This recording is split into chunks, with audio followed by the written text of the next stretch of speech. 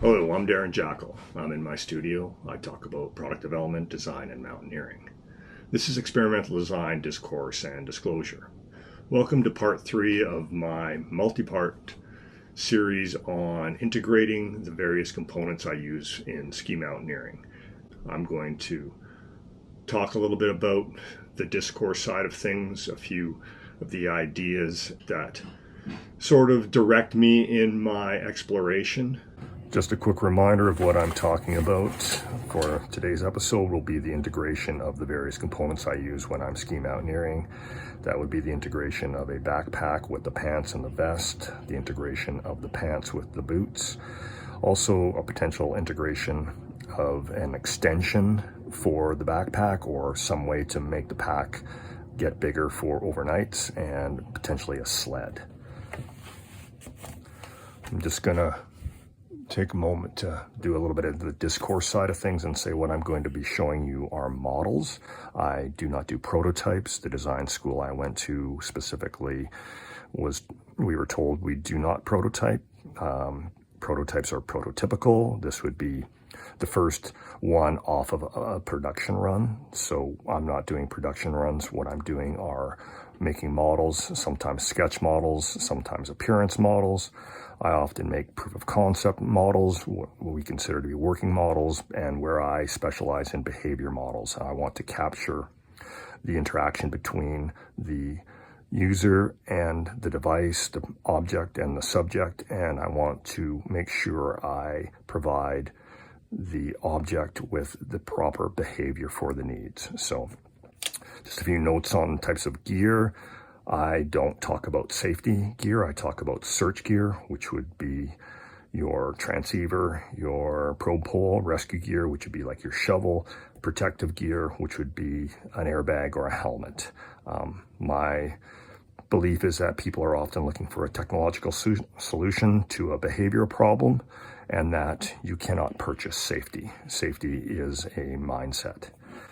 Helmets, you'll notice that I don't use a helmet when I'm ski mountaineering. I believe helmets are good for times when things fall and hit you. So if you are rock climbing, I would wear a helmet to protect myself from rock fall. Ice climbing, I protect from falling ice. Alpine climbing from both falling rock and ice. And summer mountaineering, same thing.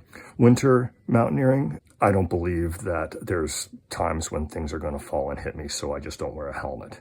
I also believe that helmets are not so good for smashing your head into things. So if you actually think that wearing a helmet's going to benefit you if you smash your head into a tree or get into an avalanche and go over cliffs, well, I'm just going to say good luck to you. I'll also say that products, in my opinion, are sold in the showroom. I'll be showing you ideas that will never be commercially viable, as anyone who puts these on in the showroom will immediately reject them. I'm not sure I understand why a lot of these outdoor companies want people to look like corporate accountants in the backcountry, but that's just the way it is. Finally, last two things I'll say is that I iterate to innovate. I do not look to innovate for its own reasons. So I'm not going to be recreating a backpack in its entirety. I had this idea to, vacuum form a backpack, but since that's not viable anymore, I'll just be using examples of backpacks and their construction to inform the way I'm going to be making my backpack. And finally, process. There's this concept of first principles that has become popular with some people these days. I don't use that term, although I do believe it's exactly what I'm talking about when we discount what's come before in terms of the products or devices that exist, and we go back to look at the original user and their needs, and we address those needs specifically. I was very much hoping I wouldn't need to put this stuff on to demonstrate it, but I've got pins all over it and they're jabbing me in the crotch. So anyways, this is the vest and the pants. I got a harness on and I am got a boot on. So I'll just run through the ideas that I'm thinking about. So the vest is a pullover vest. The zipper ends kind of at my navel navel just above the harness, and it's meant to tuck in. It's got pockets, Napoleon style, in an emergency situation and you are needing to get to your transceiver. You can unzip your jacket and pull it out. So I really like the Napoleon pockets. It's the only real pockets I use. The hand pockets on anything but your outer jacket is kind of useless to me. The vest also has a hood on it.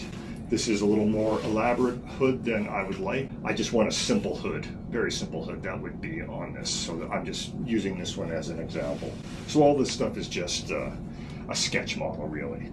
The pants, the thing you're going to notice mostly is this, what I call the crisscrotch.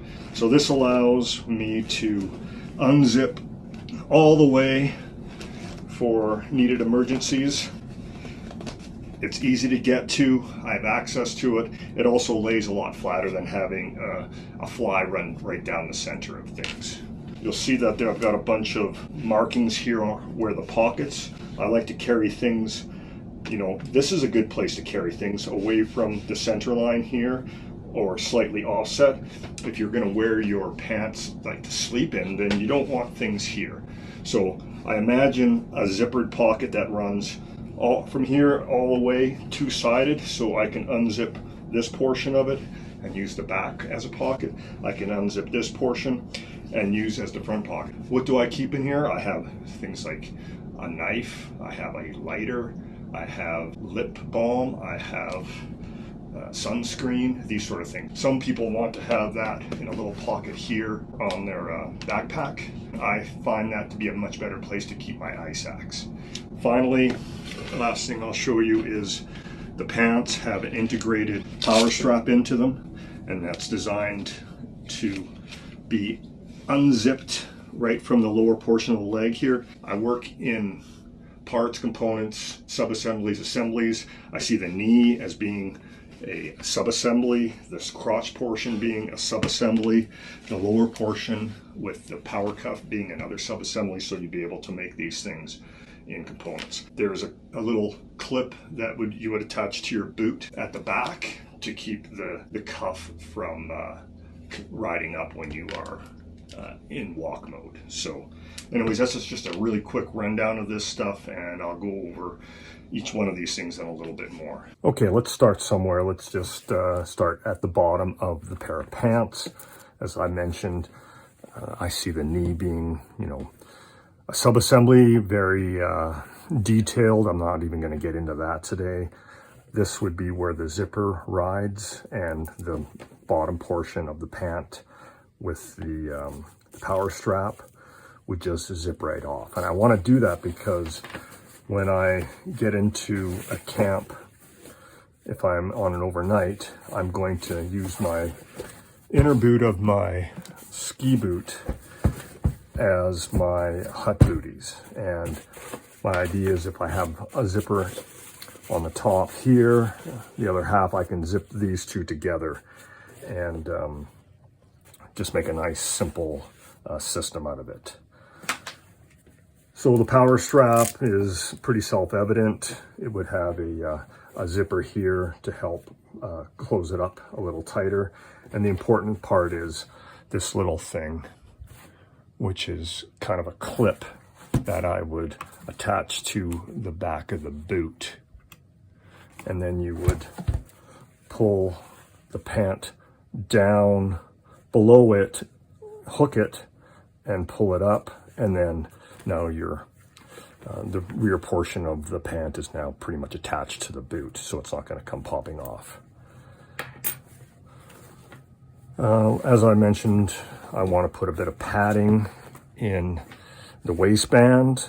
You know, I look at, this is a rock climbing harness essentially, but you can see that it's got this portion, which is the important part that's not going to break when you load it, and the rest of this is just padding. So if I could separate these things, you know, maybe I would put a runner strength belt on here that I could use as part of my harness, and if I'm in, you know, warm conditions, I could just throw on some leg loops and tie right into basically my belt. Now, if I'm in a little worse conditions and I'm wearing a lot of clothing, then I could just maybe take the belt off and put it on the outside. The idea is that I want the padding as close as I can get to my body. And even, you know, in winter, I've got a lot of layers going on, and I'm going to be tucking things into my pants, so that protective layer is going to get further and further away. But my hope is that it will stay positioned where I want it to. It's not going to be moving around with the backpack. So let's talk about a few other things. The pockets.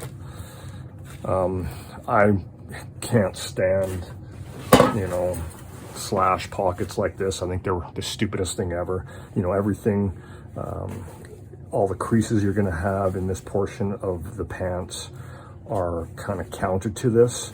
A nice Western cut with a horizontal pocket makes more sense to me, but and this is the pair of pants in the pocket that was, you know, basically rubbing into my butt from the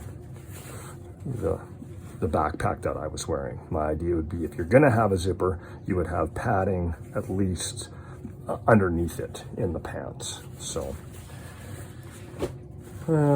what else? Yeah, so whether or not I even put a pocket in here, I just don't know. And rear pockets, I'm totally beyond. I have no interest in a rear pocket. All right, once again, I'm getting kind of out of time, so I'm going to cut it off here. I'm going to try and pump these out a little quicker so they just get done. Anyways, I'm Darren Jackal. I'm in my studio. I talk about product development, design, and mountaineering. Thanks for dropping by. This has been Experimental Design, Discourse, and Disclosure. See you next time.